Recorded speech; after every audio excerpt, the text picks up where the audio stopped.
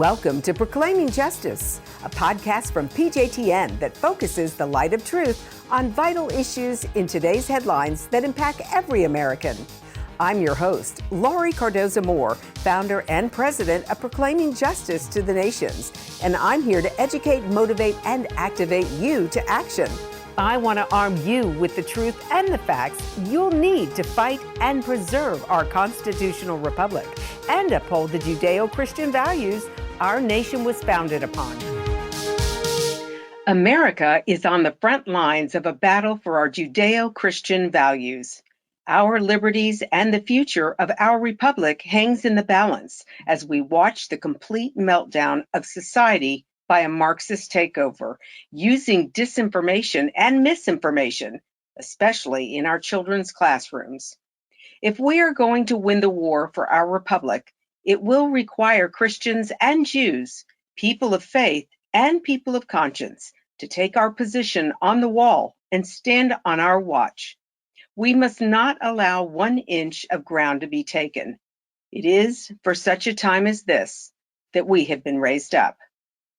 Welcome to Proclaiming Justice, a podcast from PJTN that shines the light of biblical truth on vital issues from today's headlines that impact every American, Jew and Christian, people of faith, and people of conscience. I'm your host, Laurie Cardoza-Moore. If you missed the last episode of this podcast, you will find it and our previous podcast lineup on our website at pjtn.org. as well as all the other platforms that you use to access your favorite podcasts. I also want to remind you to listen and share this and all of our previous podcasts with your family and friends so that they can become more informed about this and other related issues.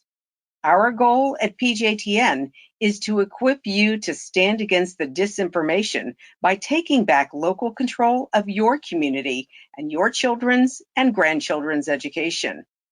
The first step to this process is education. We must become informed. Remember to visit our website daily to receive updates on all of PJTN's groundbreaking initiatives and programs, and sign up to receive PJTN's media and action alerts to share with family and friends.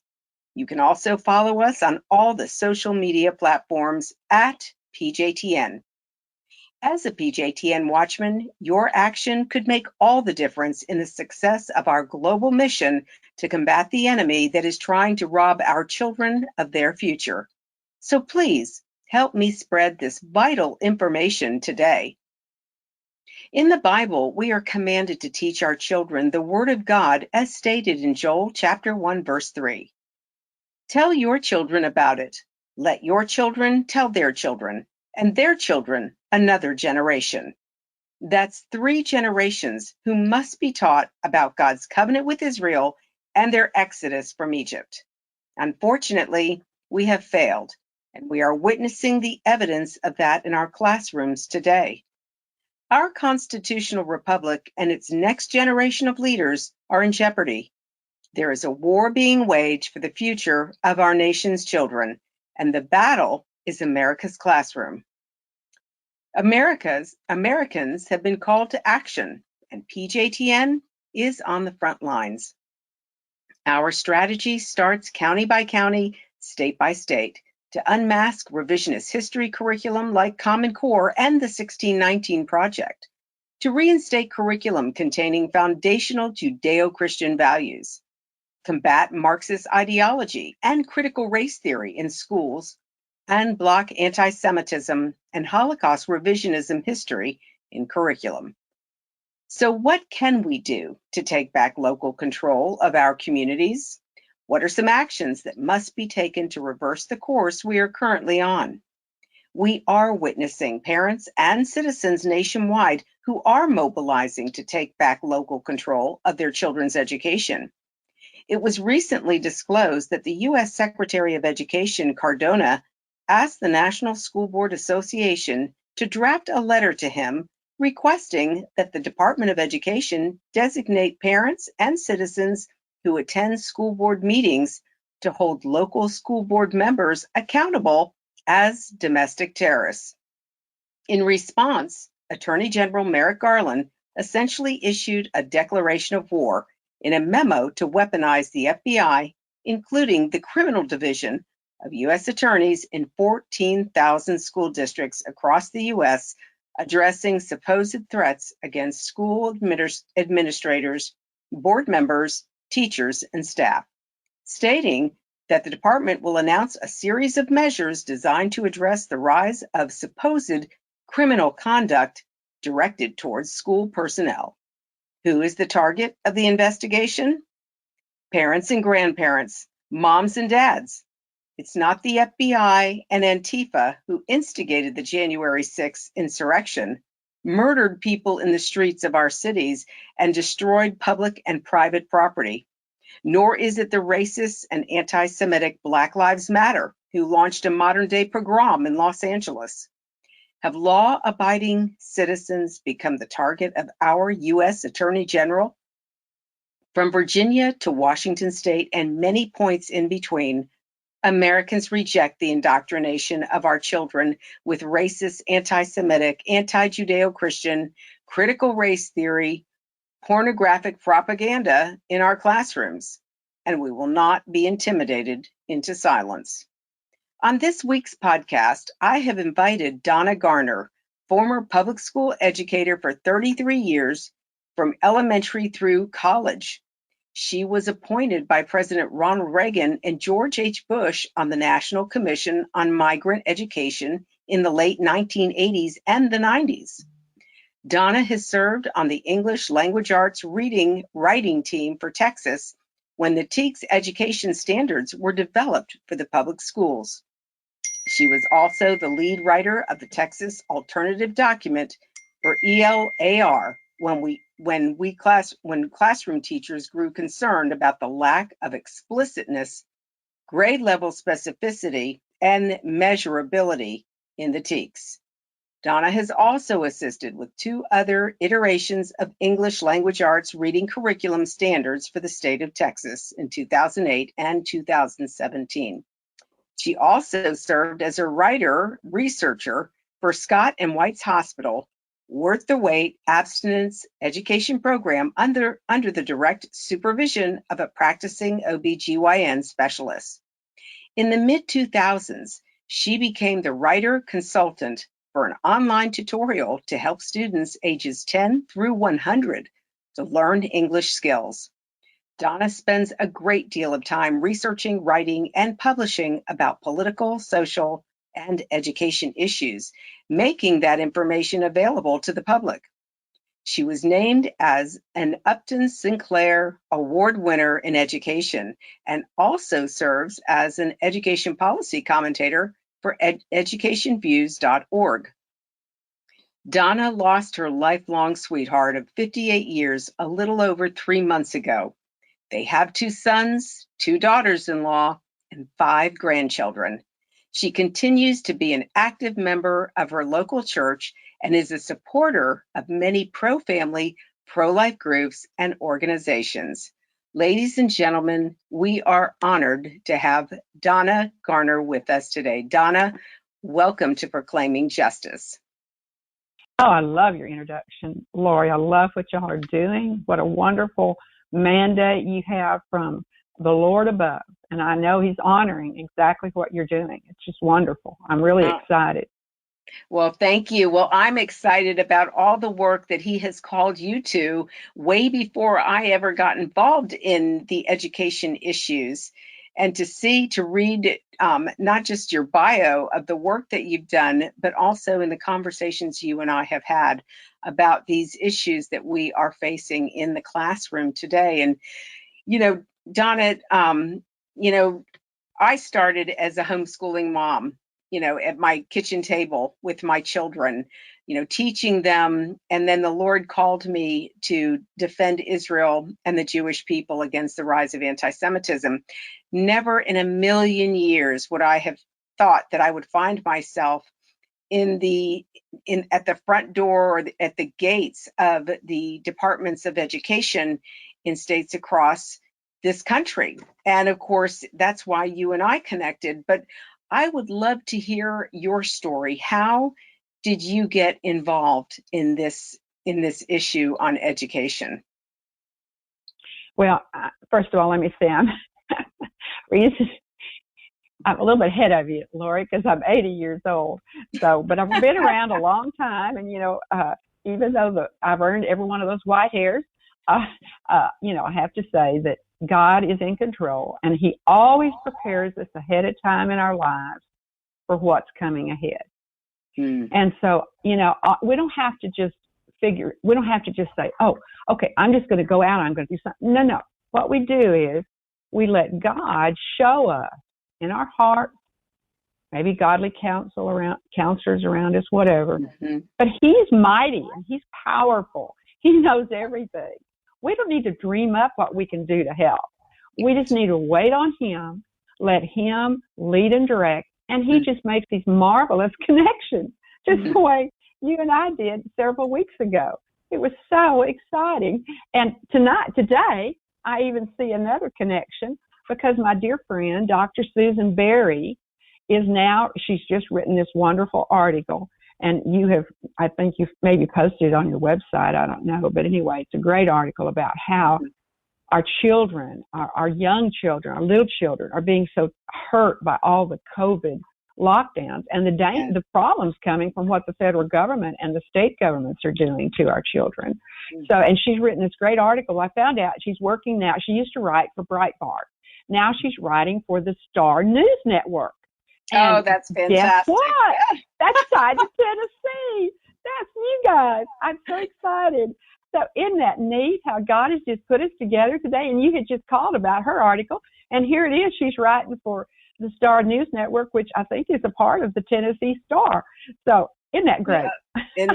Yes. And in fact, Texas Star is going to have their publication. And I'm excited about the work that we are doing with Michael Patrick Leahy. They are really focused. The Star News Network is really focused on education. There are many issues that they're taking on, but they have a whole department now focused on this issue. And I was so glad to read that article about what she's doing because this is an important issue. This is child abuse. We are abusing our children in the public school system, and these people are getting away with it. But before we get onto that track, I want to just talk about your involvement, because there's another connection that you and I have, and that's President Ronald Reagan. We have been involved in meeting with the Reagan Foundation, and we're talking to them about collaborating with their civic standards and bringing Reagan's voice back into the classroom. Now, there's some things that have to be tweaked in their curriculum in order to make them compliant with Florida state standards, and to be honest, also to accurately communicate the late President Ronald Reagan's voice in civics as well. He was a strict and supportive, strong constitutionalist, and that has to be incorporated in. But the fact that you were appointed by the late President Ronald Reagan at the time, and then George H. Bush, was amazing to me that I found this out. And so tell us about your involvement with the late president. Let me go back. I'll try to be as fast as I can, Laura, because I know people are tired. They don't have a lot of time, but I'll try to be as succinct as I can be. First of all, I don't get paid for anything I do, okay? I want everybody to know I don't have a board. My leader is the Lord and through His Holy Spirit, and I do not take money. I do not claim any copyright nor special privileges. Anybody can take what I have written in my articles that I write. Now, not what I send out from other people, but just the things that I've written with my name on them. You are free to cut, copy, paste if people want to take that. I was an English teacher, of course, for many years. I stayed home with their children for 12 years. And then I started, back to teaching. I taught a couple of years, and I got pregnant with the first child. Anyway, went back after 12 years. And so at that point, then I taught English language arts for reading and taught Spanish also along the way. But my expertise was in ELAR, and that's where my heart was. And so the first thing I want to tell people is this, because I know our time is short. I want to give people my email address. And if they want to contact me, I will be glad to answer questions, help them. I have a huge computer file that I've put together for probably 35 years. And frankly, people across the country, even all the way up to the White House, have contacted me. I do not reveal sources. I am very confidential about what I do. I do a lot of helping people write their materials, proofread them, edit them. I know a lot of the, have institutional memory, because so as long as I can still retain my memory. That's amazing. Yeah. But I've got it on my computer. I can send them these reports. And when people come out and say what happened, I know what happened, because most of the time, instead of just putting a URL down or an email address, internet address, I go ahead and copy the whole article and put it in my file, because you and I know that lots of times those files are removed. People go to a different computer system or a different, whatever it is, and they lose the originals. And so they think they can say anything they want to. Well, I can bring up the historical record, which many people have used across the country. So to help them to make sure that everybody's sure what happened back when. So anyway, I have all that. Anyway, my email address is WGARNER1@hot.rr.com. And years ago, when I got that email address, people thought it was something to do with a porn site, because it was HOT. That stands for Heart of Texas. So it's wgarner1@hot.rr.com. Okay. So anyway, I taught all those many years. Then God just raised me up. We'd moved. My husband was a coach for 14 years. For almost 50 years. He was working with kids. He coached for about 40. And we moved 14 different times around the state of Texas. So I was constantly moving, but God was in charge, because I learned something every place we went. He was always preparing me. And at one point, we were in a place in Texas where we had lots of migrants. And so I actually wrote to the President of the United States, President Reagan, and I told him, I said, this is just awful. This is a terrible system. It's costing the taxpayers so much money, and it's absolutely ludicrous. This is not working to help children at all. So anyway, it was from that letter, I think, that they chose. And I don't, who knows? I mean, only God could have done that. But anyway, so I was served on while I was still teaching. I was still teaching full time. I went out to do the hearings. Maybe I'd take a day off here and a day off there. But during the summers, I was traveling around the country. I wanted to go see what was happening in the trenches. I always believe in going to the trenches. And I want to know what real people working with real children are doing in real classrooms. I don't like to talk to administrators about and this is I would hope politicians would listen carefully. Yes. Don't just talk to the administrators. Just look at Fauci here, Dr. Fauci. Dr. Fauci has not seen a patient for 44 years. Now, if I want to know what's going on with COVID, I'm going to go to the doctors who have had to hold those people's hands, watch them die one after the other, until finally, God bless these wonderful, courageous doctors, they had to figure out something they could do. And they came up with some protocols that work. So I always go to the trenches. That's where it is. And that's what I learned. I learned a lot. And I, did testify in front of Congress and was able to actually tell a lot of things that were going on that nobody had bothered to check. Nobody had held these funds accountable and so forth. So anyway, from that point on, then it was just, we were still teaching, moving, and all these different things. And of course, had children. And during my career, I taught in the public schools, the private schools, Christian schools. I taught in charter schools. I taught in co-op schools. I taught homeschoolers. So I think I've touched them all, unless there's some new iteration that's come up. But I mean, I've done them all. And they're, of course, I think the most wonderful God-given thing we can do, of course, is to homeschool. I believe that is the best, the best thing we have. Then after that, there are other options that are good. But the problem is, Laurie, and this is what I really want to help people understand, and I'm so much against the CRT and the LGBTQ and all the indoctrination, but I want people to understand what they can do And you can't deal with it if you don't know the root cause. That's right. So in 2013, after I'd been fighting Obama and Linda Darling Hammond, that I knew he was going to choose her. So I was actually called into the battle. The Lord called me into the battle back in 2009. And then here came Obama with his Common Core, which I knew what he was going to do. And so I'd begun fighting it. I've been fighting it for 3 years, and I just didn't feel as if I was making any progress. And I wasn't the only one, but I was one of the early ones. And people just didn't understand what was going on. They were enamored with him, I think because he was black, perhaps, and they didn't want to take a stand against him or doubt what he was doing. But I knew what he was going to do because of Linda Darling Hammond. So anyway, 2013, woke up one morning, just frustrated. Lord, what can I do to make it clear to parents? We've got to battle this. We've got to get people involved. They're taking over our kids. That's right. And, 2010, he did it immediately. It didn't take him any time whatsoever. And what they did, of course, they came in with the race to the top federal funds. And those commissioners across the United States, education commissioners, administrative types, will do anything for money. They don't even think, gee whiz, Duff, could there be some strings attached with this money? Oh, no, we want the money.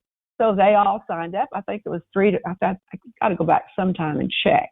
It was either 3 or 5 states, with Texas being one, who did not take the race to the top fund. Right. Okay. But anyway, the others did. Well, our commissioner, his name was Robert Scott, our education commissioner, had the courage to stand out there and was the first commissioner to tell the world that he had been approached and pressured really to sign the race to the top document without looking at the fine print. And when you looked at the fine print, it said that you as a state would lose all of your federal funds in everything, and you would be subject to the U.S. U.S. investigation by the Department of Education and others. Oh my gosh! If this is the big if. Now listen, if you did not implement the Common Core standards. Oh my gosh! And guess what, Laurie? Guess what? The Common Core, when the commissioners of education, Robert Scott and all these others, were told to sign these papers, the Common Core standards had not even been finished. So they were signing on to something that nobody had seen. And so it's just like people say, you heard it said, you have to read, the legislation after you pass it. Yeah, well, that was right. the way this was. Congress, that's how Congress likes to work. That's right. We Pass know it before you read it. Well, and it worked. People said, Obama was such an unsuccessful president. I always say, he wasn't unsuccessful at all. He managed to drive our whole educational system, and I'll explain this in just a minute, from type 1 to type 2, K through 16 in nearly every classroom in America and every type of educational environment. Let me go back and tell you what that means. All right, what God revealed to me in 2013 that morning was you've got to have a vocabulary. Donna, you've got to have a vocabulary that everybody understands. Mechanical engineers have a certain vocabulary and abbreviations that they use. They understand it. Medical doctors do. Every profession has its own vocabulary. You got to come up with something that everybody, understands. All right. So I decided to name it type 1 versus type 2. And as a classroom teacher for so many years, and as a parent working with our kids and so on and so on, and being older, having been educated myself in this way, I knew that type 1 was fact-based, academic, with mostly right or wrong answers, because there are right or wrong answers in life. Right. And they're based upon, we know they're based upon the Word of God, but the fact that there are facts help us to make those decisions about what is actually right or wrong. You've got a foundation upon which to build. Type 2 is strictly subjective. And with type 2, you have all kinds of opinions and feelings and emotions. And, everybody has one, so to speak. And you know what? Yours is just as good as anybody else's. And that's the way we have been rearing our kids, because Obama came in with type 2. And type 2 is, just as I said, subjective. And of course, it opens the door to the social justice agenda, which is exactly what Obama had planned. So he moved us over, and you can't mix the two, Laurie. This is what people need to understand. The kiddo who's in the desk, that's where you should focus, the student. He's sitting there. He's got to understand that there are, there's correct grammar, there's correct spelling, there's correct math, there are math facts that are correct, there are right or wrong answers in life, and of course in curriculum. And that's why you study, that's why you learn a fact-based academic foundation. All right? He can't think that everything's subjective and that everything depends upon what he thinks or she thinks or how he feels or she feels. And that is where you move into type 2. You can't have both. Now, in the classroom, you have to have right or wrong answers on your test. Now, you can have some. I, as an English teacher, of course, I understand that when you have an essay, when a child writes an essay, obviously, I'm going to base that somewhat on subjectivity.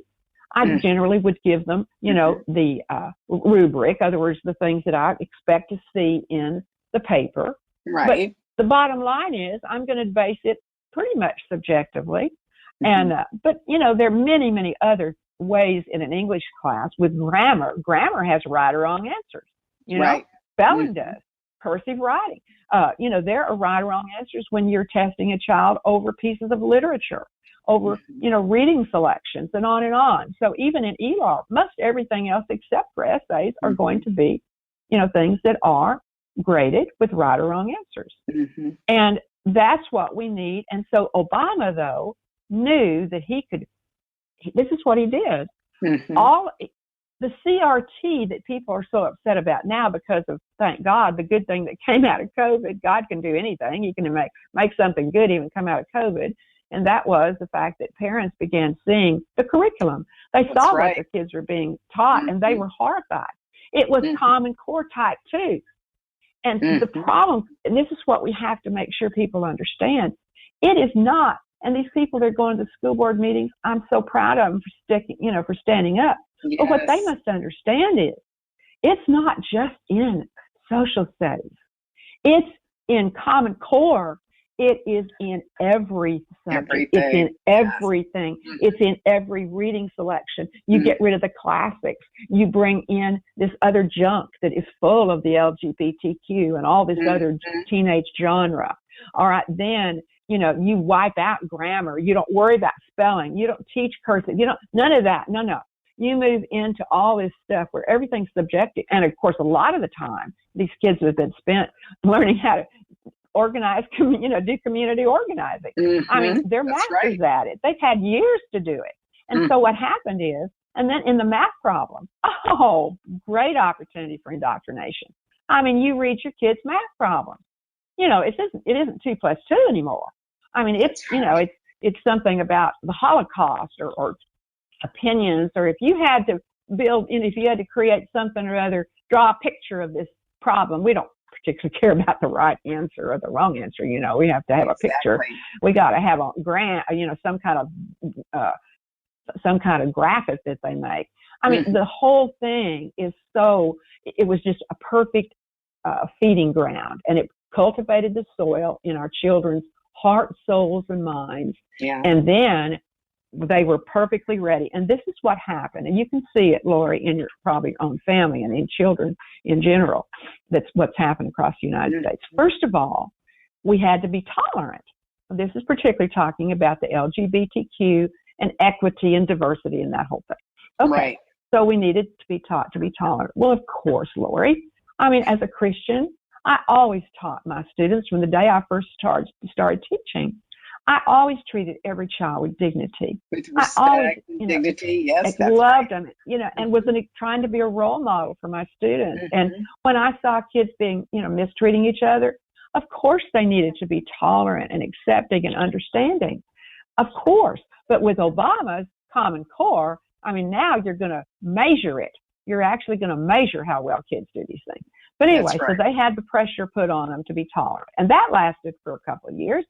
And then those kids, it's just like the frog in the water. Mm-hmm. You don't take you don't win the battle with just one big fight. You do it in little steps. So the first step was to get the kiddos, all of them, tolerant. Okay, lots of curriculum about tolerance. Next thing, they moved over to acceptance. So they weren't just tolerating their friends who were LGBTQ. They then were accepting them, and they were saying, I accept you. I don't expect you to change. I don't, there's no reason for you to change. You're just fine the way you are. Acceptance. All right. A few more years, and those kids then move right over to advocacy. Now they feel they've got to advocate for that person. And I saw this very thing happening in our own family. I have a close family member. I love this person very much. And I saw her, she came in when Common Core started in her school, and I just saw this tolerance to acceptance, to advocacy, to where she actually invited a homosexual young man to go with her to the senior prom because she felt she owed it to him. She had to advocate for him. Okay. Wow. And then comes militancy. And see, that's what happened. All these kids then, who'd all this time been learning community organizing, pretty soon back in 2017, of course, when Trump came in and all these other things happened, where we began to have this huge, blowback from what the good things he was trying to do. Then those kids, of course, felt they had to be militant. They had to go out in the streets. They had to burn. They had to block traffic. That was part of their. They moved from tolerance to acceptance to advocacy to militancy. Right. All right. So we know where we are. So what can we do? All right. This is what I want people to do. What I did was I made this chart. People needed to know what it looked like. They didn't know what type 1 looked like in the classroom or in curriculum or with lobbyists who came to politicians' desks and camped out on them. And that's what they do during when they're in session. They will camp out so they can sell their really expensive, technology wares. Right. And, they just, the politicians don't know what it looks like. Parents don't know what it looks like. They don't know what it looks like in textbooks. We just don't know. So I thought, I've got to have a pictorial way to show it. So I knew I needed somebody who had a doctor's degree. I do not have a doctor's degree. And I thought, well, I'm going to get somebody with a doctor. I can say it's Dr. such and such. So I found somebody who was very much of the same mind as my mindset. And we worked and made this chart. And I will send it to anybody. Anybody who writes to me, I will just zip it out to you on the computer, and you'll see it. But it's 2 columns. One is type 1, which is traditional classical education, and the other is type 2, which is Common Core. Okay? And it shows you what it looks like. And for instance, on the type 1 side, the instruction is direct instruction by the teacher. But over in a type 2 classroom, this is what you would see. Subjectivity, feelings, self-directed learning, groupthink, globalism, evolution, sexual freedom, contraceptives, environmental extremism, global warming, climate change, victimization, diversity, acceptance of homosexuality as normal, redistribution of wealth, political correctness. See, that's what it looks like. So when people look at this chart, then they see, also on that, the de-emphasis on that type 2 is a de-emphasis on the Declaration of Independence, the Bill of Rights, the Constitution, national sovereignty, founding fathers, American exceptionalism. Okay? So this chart shows all of that. And once people see it, and this goes for anybody, politicians, textbook writers, curriculum directors, parents, anybody, you can look at this and you're going to know if it's type 1 or type 2. And Right. that's very important. So that's where we begin, because Common Core is what Obama did. He moved the schools from type 1, which we always had direct instruction for many, many years, till about 1980s in there. And of course, he came in with his plan, which forced people, before he came in, Hillary had the idea for all this junk, but didn't really get it done because he was the one that came up with, it's illegal by law. Congress is not supposed to have any authority at all on curriculum itself.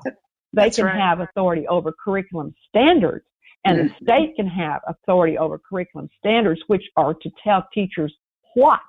But you are never allowed, an elected official is never allowed to have authority over the curriculum itself. And that's where the teacher has to decide how to teach it. The teacher is always to have that creativity, but not under Obama. He moved in with the Common Core standards, and then they became the curriculum and everything else. Yes. And do you know, Laura, you probably do, of course, you're so up on these things, but the public may not realize, did you know that there was never a vote, not a single solitary vote in Congress on Common Core? No, absolutely not. Never has been. Never has been. It was a stroke of Obama's pen. But he wasn't just finished there. This is what he did. And people have to understand this. This is why I can say it's K through 16 in every school. Now listen to the rest of it. Okay, so here come the Common Core standards. Obama brought in David Coleman. Yes. David Coleman became the architect of the Common Core. Then when they got those all adopted in your 4 core subjects, your ELAR, your social studies, your math, and your science, they got all that done. Then David Coleman, so to speak, went right across the street to the College Board and became the president of the College Board. And immediately, this is what he announced. All products of the College Board will become Common Core. Listen to that. SAT, pre-SAT, and all your advanced placement courses, all of them turned into Common Core. Well, now let's see, who did that impact? Okay, you had all the kids in the public schools, except for several states that didn't take the money to race to the top. But I'll tell you about that sad story in Texas. We ended up getting the Common Core Light, but they just renamed it. But anyway, and other states did the same thing. Pence's Ohio, he was the one that led them to just rename the standards. The Common Core, just put your name at the front of them. Ohio Common Store, or Indiana, or Illinois, or Illinois, just put the name of your state right at the beginning. That'll work. Right. And Mike Pence is the one that's got us into that trap. And people thought, we're developing our own standards. No, they just took the name of your state off and put the, took the Common Core off and put the name of your state. That's all they did. But anyway, so here we go. You'd already captured all the public schools. All right. How do you get the really talented people in our country? Well, you have to go after those then who are going to go to college normally.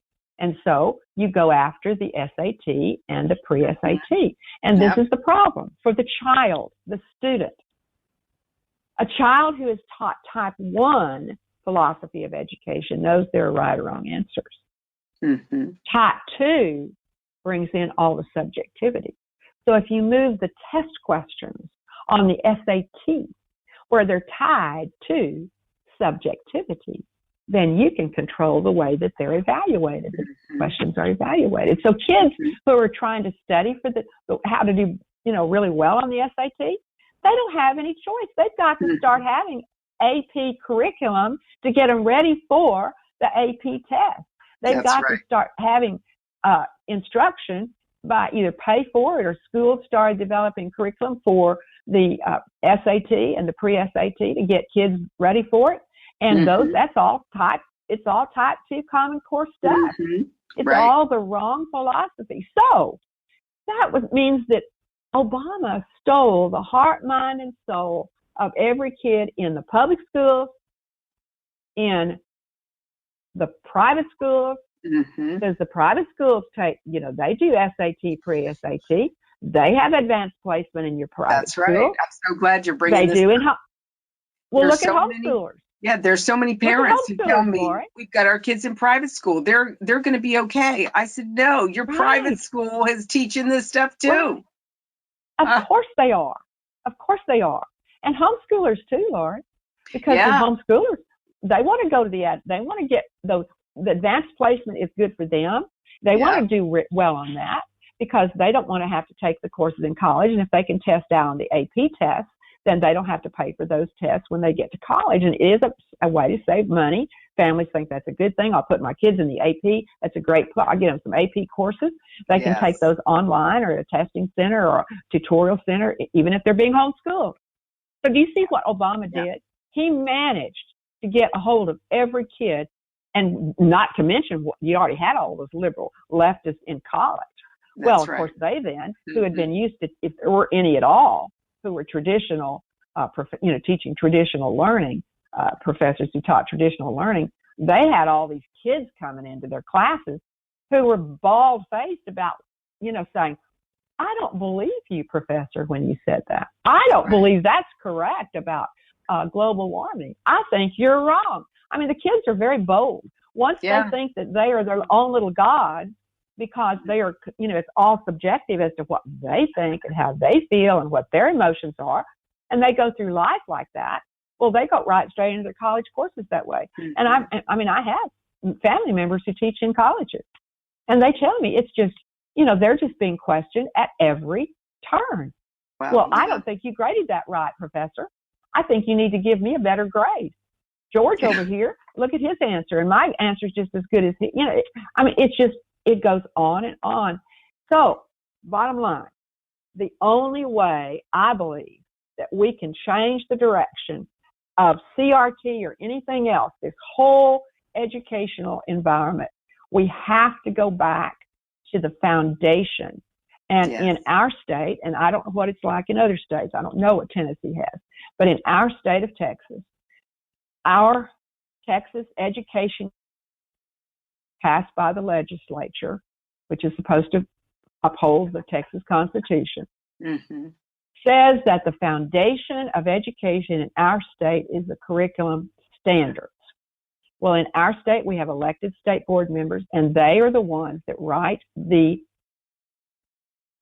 standards, the curriculum standards, which tell teachers what to teach. They mandate what teachers are supposed to teach. They don't Right. tell them how to do it. The standards, and they have many public hearings. We have so many public hearings in our whole system where parents come in and have great opportunities to share, and our state board members most times have, they will have to maybe say, well, you can only have 2 or 3 minutes, because they have literally hundreds of people who come forth in a Hmm. huge state such as Texas. And parents are really Right. getting where they really care. So Hmm. they take all comers. They go late into the night just so everybody has a chance. And then they take their comments. They actually go through. They monitor them. They measure them. They have people, secretaries and different ones who try to figure out what are the biggest concerns and how can we fix those. So they Right. change. Anyway, after a long process, we then adopt our standards. So our standards in Texas are type 1, and I can honestly tell you that I have worked so hard with the state board members and Hmm. all the new ones, and I try to help people run for the state board that are conservative. I try to vet them, then I publicize them. Behind the scenes, I help them write their campaign pieces. I help them, figure out their platforms. I do all kinds of Wow. things like that because That's my heart, fantastic. I know the standards are so Hmm. important, and I know how Hmm. to write them. I've been involved in writing so many standards. Hmm. And, we had a group of teachers when Texas was going in, they were going to type 2. Hmm. And I had a whole bunch of classroom teachers. We got together and we wrote to this day, and it had never been happened, never had been done before or since, the only standards document written for K through 12, written by classroom teachers, current classroom teachers. The Wow. only standards document. And it was actually Teacher Magazine followed us and sent reporters down when we were battling for this before the state board in the late 90s. And, we had lots of publicity. They even wrote a big article about it, came to our house. We went down, as I say, we were giving this to Texas. We were paying for it. We paid Mhm. my husband and I paid $12,000 out of our pockets in one year, Wow. because this is back when you had to run copies of everything off. You had to have Xerox, and we had to mail them, and they were very expensive because they were thick. Elar has many, many strands. They were very long documents. But anyway, and we would mail one version after another. So as we each one got better and better, so we would get feedback from so many. Anyway, it was a great effort and a great group of teachers who did that. And we went to the state board meeting. As I say, the reporters were with us. They were taking snapshots and pictures and everything. We had kids out parading in the front. Wonderful homeschool kids that were down there because it was on a weekday, and those parents brought them down there, and we actually went around before anybody got there, and we prayed over every chair in that room. I mean, it was covered, and we had people praying over it at the altar at our church. I mean, our document. It was just a huge thing.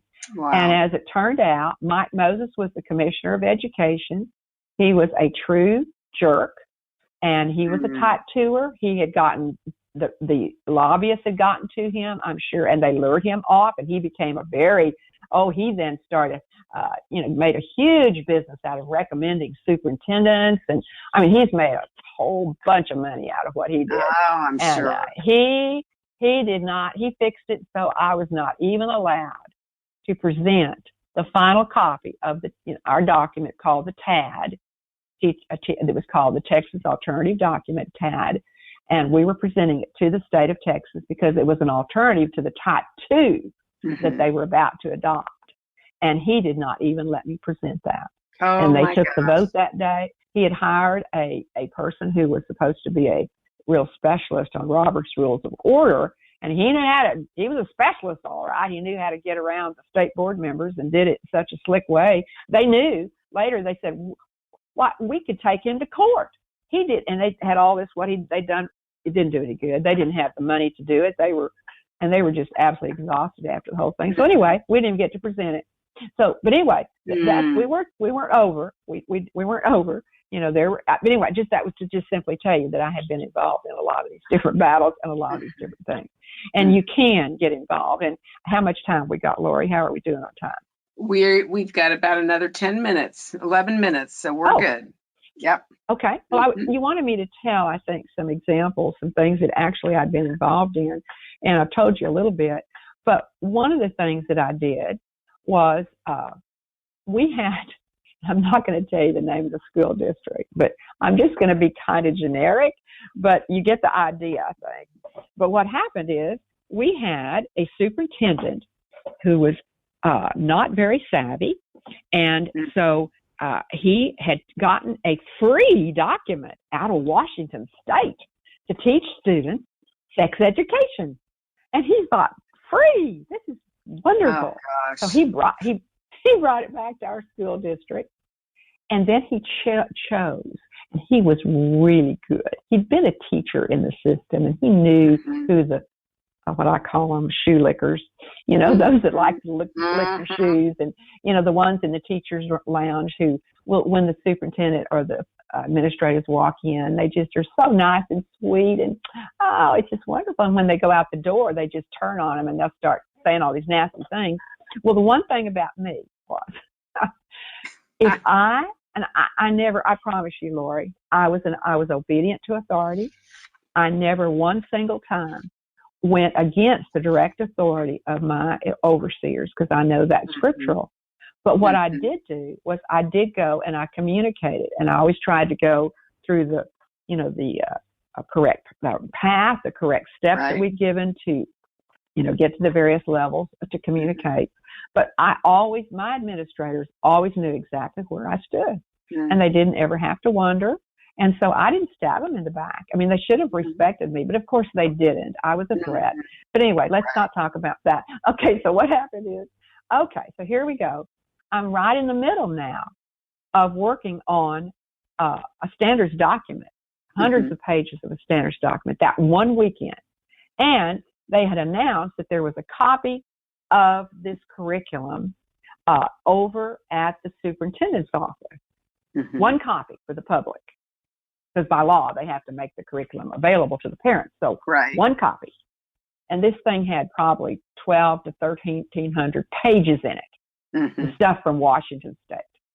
Now, I'm telling you, this was back at the last of the 1990s, first of the 1990s, somewhere in there. You won't believe how awful this was. I went over and got it. I had to make my own copy, by the way. I had to run. I couldn't take the copy out of there. So for me to take a copy, because this is before computers. I'm surprised they even let you copy it. Well, I had to pay them. I had to pay them actually to copy it, and I had to pay them every single penny for the copy. Sure. And it was, you know, and it was out of my pocket. My pocket. And my husband and I didn't have anything. You know, I'd stayed home for 12 years with kids, and you know how it is.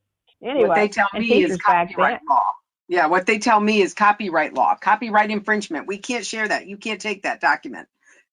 Well, of course, in Texas, you actually do have the right. Now, once it's adopted, you know, they can say that you need to stay there and look at it, or if it's digitized or whatever, you know, but you have a right to see it. And when this is because it hadn't been adopted yet, because they had a committee that had been appointed, and very carefully chosen by the superintendent of the bootlickers. And so he knew exactly, but what he did was he gave only small portions, like he gave a couple of people the first grade and a couple of people the second. Nobody saw the whole thing, see. I went over and I got the whole thing and paid to have a copy, and so I brought it home. All I did was I went through every dadgum page and I put sticky notes when there was something on there that I thought was really, you know, that was really bad. Yeah. And so I just marked my copy with sticky notes. Now, this is some stuff that I found in there, Laurie, and it's the truth. Washington State was already, you know, we know now why they have turned so left, the leftists, because they were well established up there at that university already back in the 90s. This is how awful it was. They had a lesson in there in, of course, they all started out with the mommy's, you know, the nuclear family. They attacked the nuclear family in K in first grade. I mean, that was, you know, we could expect that. By the time they got up to 8th grade, though, this is what was abhorrent. One of the activities was that and everything was done in groups. Everything was done in groups, okay? You and your group, you and your partner, one was a male, one was a female, you would go off and you were taught to give each other a breast examination by the boy to the girl. Oh my and gosh. a testicular exam for the girl, trying to find lumps, et cetera, et cetera. I'm telling you, it was in there. This was back in the 90s? Oh my gosh. It was abhorrent. Then, listen to what they had in high school, which I was teaching in high school. Guess what I would have had to teach?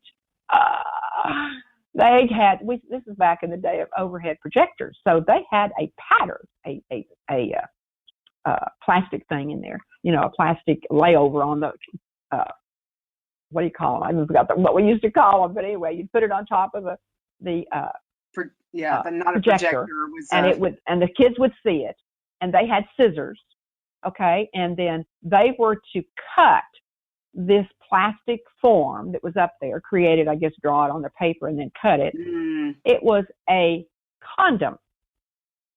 And they were shown how you cut this condom and make it into a dental dam. Oh, do you know what a dental dam is? Oh, yeah, I used to work in dentistry. Oh, my God. Dental dams are used, or were back then, they were used for homosexual sex, oral sex. Oh, my gosh. So what did I do? Okay, this is what we're getting to. Okay, so what did I do? Okay, I just started running copies of all this stuff. And I took it around the town. And remember, I'm still teaching in the school, and I'm attacking the superintendent who's of your school district. Oh, my gosh. Yeah. My husband is a coach there in the high school. Our children had played football there. I mean, this is really difficult, y'all. And so I started with the leaders, and I took them a copy. Oh my gosh, they were calling me, what is this? What is going on? I said, what are we going to do? I said, it's coming into your school. What are you going to do? I said, we're going to have a meeting. So we publicized, we got on the radio, we got a place to have a meeting. And what we did was, we had a first grade room, a second grade room, a third grade room. We had a copy of each of the whole curriculum just for that grade level. We just put the sticky notes on there. And we just had the parents just walk up and down the halls. We had I don't know how many, a lot of rooms, of course, had actually 12 rooms because we had 12 grade levels. So people, and I mean, those parents were furious. And so then about 2 days later, we had scheduled this meeting with the superintendent and the school board in a school gymnasium, or this was a cafeteria. When that, I guarantee you, I was there with my husband and so forth and so on, came in a little early. I mean, I watched the people come in, Laurie. I was almost afraid it was going to be a lynch mob. These parents were absolutely they were just furious. You can imagine how they felt. So when the superintendent and the school board came walking through to take their places, you could have cut the atmosphere with a knife. Wow. I mean, and people got up, and I mean, by the time only a few people had testified, the superintendent was saying, we'll take it. We'll get rid of it.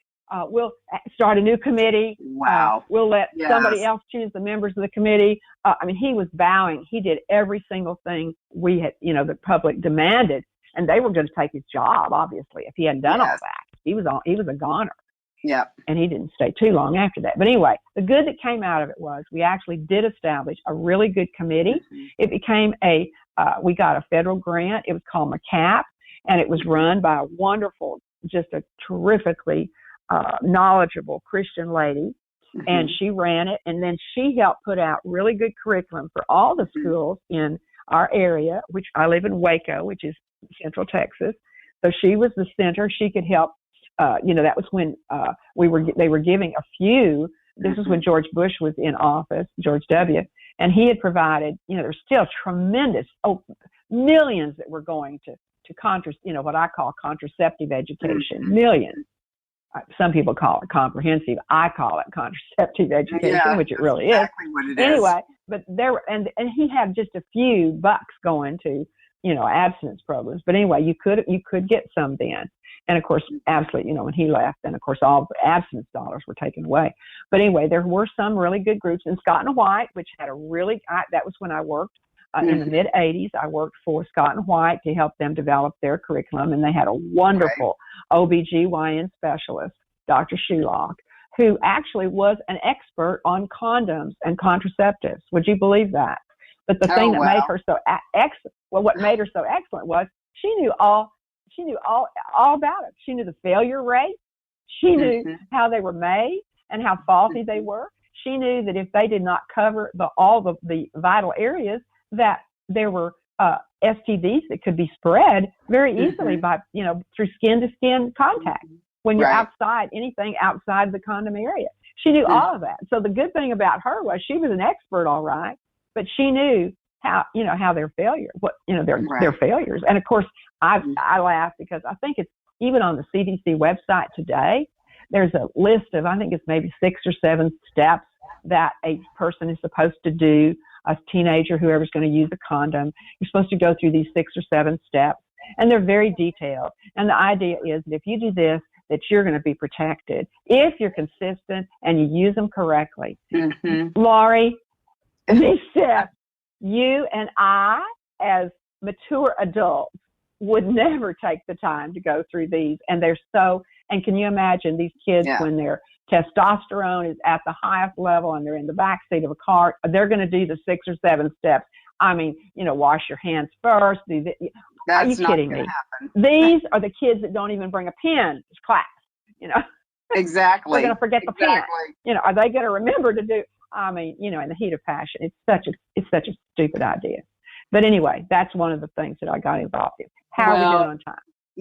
We are coming right up on the top of the hour, and we are going to have to wrap up this interview. But let's one more time, Donna, please tell our audience how they can reach you. I would love to get whatever graphics you've got, because we've got an education page on our website. I would love to have that information there so that people can see it. And it's But not, yeah, I no feel copyright. yeah, I feel like we haven't even, touched the surface. I feel like we need to have you come back on very soon and do another interview, because I think there's so much more to talk about, especially with regards to the movement that we are now witnessing, where for many, many years, as you well know, parents were not engaged with their children's education until COVID hit.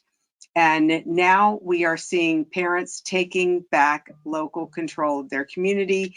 And of course, we are holding summits across the country this year where we are going to be training parents to flip their school boards. And I so appreciate you sharing this story about the superintendent, because the superintendent of the school seems to be the culprit. They're the ones that stand in the way. And I don't know if you heard this, or read the article coming out of Colorado Springs in Douglas County, but apparently they had their recent elections and they kicked out these Marxist leftist school board members. Yes, now they have a majority conservative. Yes. And the teachers are protesting now. They won't go back to class. And what is the one thing that they're going to do with this new board? They're getting rid of the superintendent of schools, which is exactly what has to happen. When a school board is flipped, the first thing you go for is the head of the snake. You take out the superintendent because he's the reason. He's led these kids into this garbage and this propaganda. And And I'm very much involved, Laurie. What I did for Texas is I went through, and I've published this several times, and I'll be publishing it again because we're getting close to our election. We have early voting on February the 14th. Our primaries are on March the 1st. And I've provided a document. We have 15 state board members, and we have, of course, lots of candidates. I've gone through and vetted most of them. I'm giving a recommendation for each of those, and then I give recommendations on the ones that I believe are statewide candidates for governor on down. And so I can give people that if they're interested in that and they're from Texas. But I think we have to stay very involved, and we have to do our homework. We have to go through and try to do as much vetting as we can to provide, because people don't have time to do all that. Parents are working, they're busy, and this is something I can do. Anyway, my email, I know you need me to go. Okay, my email is wgarner1@hot.rr.com.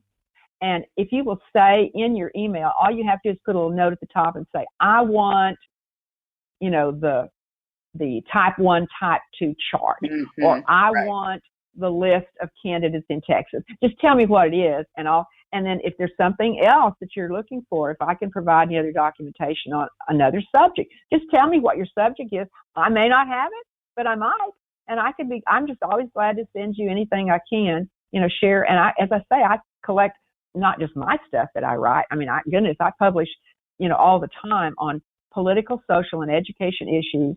I've done a tremendous amount of work on COVID, and I've had a wonderful doctor who's been my mentor from the late 2019. So I've been following this thing and have been, I'm very much involved. So I'll just help you anything I can do, Laurie. Donna, you're amazing. Thank you so much. And ladies and gentlemen, Donna Gardner, like I said, we just tap the surface of what I believe we can learn.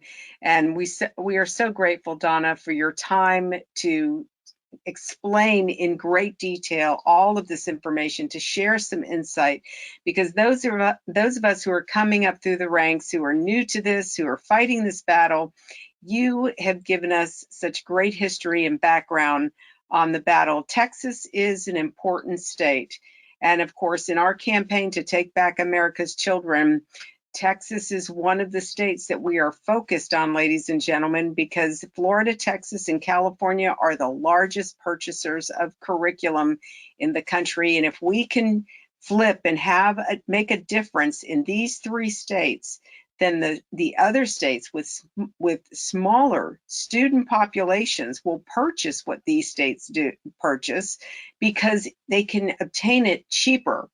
And that is always key. So Donna, God bless you. And thank you so much. We will be in touch. We're going to have you back on the podcast soon. And I'm so grateful for everything you've done for paving the way for those of us who are coming up behind you. We're so blessed and honored to have your support. God Thanks, bless Laurie. you. I was honored to be here today. All right, ladies and gentlemen, you've heard it. It's such an honor to have people like Donna involved in this battle. I hope you all enjoyed this program. It was so informative for me. There were things that I learned, the history of Obama and Common Core, and I knew that Obama was behind it, but I did not have all the details that Donna had shared with us. But we're going to post this podcast on our website, and all of our podcasts that are on there for you. So please share this with your family and friends. Send it out on social media. Send it to your email list. People have to hear from Donna. They have to understand the totality of the problem that we are facing. As PJTN Watchmen, we have a biblical mandate to stand against the rising Marxist threat that is destroying this nation and threatening our Judeo Christian values. We cannot remain silent, ladies and gentlemen. God warned the prophet Ezekiel about the responsibility of the watchman. And we all know that as the watchman, you have to sound the alarm. When you see the enemy advancing and you warn the inhabitants of your city, your neighbors, your friends who have children in the public school system, you have to warn them about what you're learning, because we are required, if we see an enemy advancing and we know something, we have to share that information. And if any innocent blood, as it says in the scriptures, if any innocent blood is shed, it won't be required of us because we did our part. We warned the people.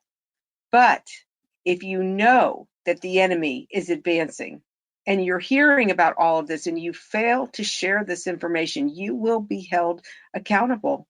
God will hold you accountable for not sharing and not telling and not warning the people. Dietrich Bonhoeffer reminded us that silence in the face of evil is itself evil.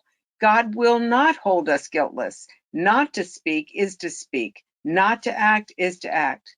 In closing, don't forget to join us for next week's podcast as we continue this conversation about combating the rise of anti-Semitism and taking back local control of our communities and our children's education. I want to also remind you that if you have not signed up to become a PJTN Watchman, you can help support this effort with more programs like this for just $20 a month. With your generous monthly donation, you can ensure that PJTN is on the front lines and in the headlines, but we can't do it without your faithful prayers and financial support. I hope that you will prayerfully consider supporting our mission as we educate to activate Jews, Christians, and all people of conscience to stand on the front lines of this all-encompassing war. I want to leave you with the word of encouragement found in Proverbs chapter 22, verse 6. Train the youth according to his way. Even when he grows old, he will not swerve from it. God bless you and thank you for all you do on behalf of our Jewish brethren, the state of Israel, and these United States. Thank you again for joining me on this edition of Proclaiming Justice. Please share this podcast with your family and friends. For more information about how you can get involved, please visit our website at pjtn.org. As a PJTN Watchman, you can help us keep up the fight to preserve our freedom for our children and their children for such a time as this.